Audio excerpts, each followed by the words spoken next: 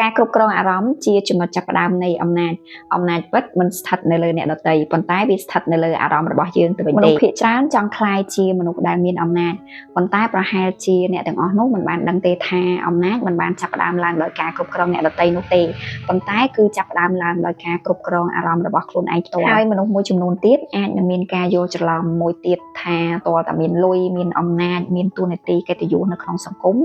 ទើបអាចឲ្យអ្នកដទៃគោរពកោតខ្លាចក្រែងចិត្តគាត់ខ្លះដែលការគិតបែបហ្នឹងគឺវាមិនមែនជាការពិតនោះទេការគោរពបែបនោះវាមិនមែនជាការគោរពពិតនោះទេវាគ្រាន់តែជាការសម្ដែងដោយសារតែគេមើលឃើញពីផលប្រយោជន៍ដែលអ្នកមានតែប៉ុណ្ណោះប្រសិនបើថ្ងៃណាមួយអ្នកបាត់តំណែងតួនាទីឬក៏របស់ក្រៅខ្លួនទាំងអស់នោះការគោរពបែបនោះក៏នឹងបាត់ទៅព្រមគ្នាការគ្រប់គ្រងអារម្មណ៍ដែលយើងហៅជាភាសាអង់គ្លេសថា emotional control ទើបជាចំណុចចាប់ផ្ដើមនៃអំណាចហេតុអ្វីបានជាដូច្នេះពីព្រោះថាអ្នកដែលអាចគ្រប់គ្រងអារម្មណ៍ខ្លួនឯងបានគឺអាចគ្រប់គ្រងសកម្មភាពនិងសេចក្តីសម្រេចចិត្តរបស់ខ្លួនឯងបានយ៉ាងល្អប៉ុន្តែប្រសិនបើអារម្មណ៍គ្រប់គ្រងអ្នកវិញអ្នកនឹងធ្វើសកម្មភាពប្រកបដោយកំហឹងឬក៏ភាពភ័យខ្លាចហើយភាគច្រើនលទ្ធផលគឺមិនល្អនោះទេការគ្រប់គ្រងអារម្មណ៍មិនមែនជាការមិនចេះខឹងមិនចេះឈឺចាប់មិនចេះកើតទុក្ខឬក៏មិនចេះអៀនខ្មាស់នោះទេ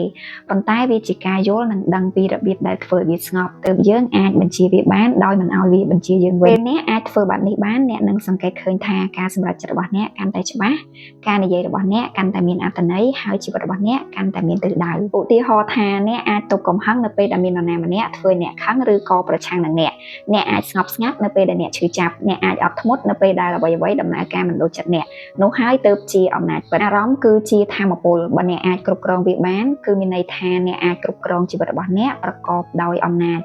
ដោយពាក្យចាស់លោកពោលថាមនុស្សឡូឡាមិនគួរឲ្យខ្លាចដូចជាមនុស្សស្ងប់ស្ងាត់ភាពស្ងប់ស្ងាត់វាមិនមែនជាការមិនមានអារម្មណ៍ឈឺចាប់មិនមានអារម្មណ៍ខឹងក្រោធមិនមានអារម្មណ៍ទុក្ខសោកនោះទេប៉ុន្តែវាគឺជាការយល់ដឹងថាតើពេលណាដែលយើងគួរតែឆ្លើយតបតែប៉ុណ្ណោះមនុស្សដែលមិនអាចគ្រប់គ្រងអារម្មណ៍ខ្លួនឯងបានតែងតែបាត់បង់ឱកាសល្អៗទំនាក់ទំនងល្អៗរួមទាំងការគោរពពីអ្នកដទៃផងដែរមិនអាចគ្រប់គ្រងអារម្មណ៍ខ្លួនឯងបានគឺស្មើនឹងបាត់បង់អំណាចលើជីវិតរបស់ខ្លួនឯងហើយអ្នកដទៃនឹងគ្រប់គ្រងលើជីវិតរបស់យើងវិញតាមរយៈការប្រើប្រាស់អារម្មណ៍របស់យើងនេះឯងតើបងប្អូនធ្លាប់មានអារម្មណ៍ថាអារម្មណ៍របស់បងប្អូនជាអ្នកធ្វើឲ្យបងប្អូនខូចចិត្តខូចទំនាក់ទំនងឬក៏ខូចការងារដែរឬទេពេលដែលយើងមានអារម្មណ៍ខឹងយើងនឹងនិយាយដោយកំហឹងពេលដែលយើងខកចិត្តសោកស្ដាយយើងនឹងបោះបង់អ្វីដែលយើងស្រឡាញ់ពេលដែលយើងមានអារម្មណ៍ថាភ័យខ្លាចយើងនឹងបាត់បង់ឱកាសដ៏សំខាន់អារម្មណ៍របស់យើងជាថាមពលដែលអាចបង្កើតបានជាអំណាចដ៏អស្ចារ្យហើយវាក៏អាចជាអាវុធបំផ្លាញយើងដូចគ្នាបើយើងប្រើប្រាស់វាមិនបានត្រឹមត្រូវសរុបមកវិញតើអ្នកចង់ឲ្យខ្លួនឯងក្លាយជាមនុស្សមានអំណាចមានឥទ្ធិពលនិងជាមនុស្សដែលគួរឲ្យគោរពជាងមុនដែរឬទេបើចង់ចាប់ពីថ្ងៃនេះទៅមុននឹងឆ្លើយតបចំពោះអ្វីមួយដែលប៉ះពាល់ដល់អារម្មណ៍ខ្លួនឯង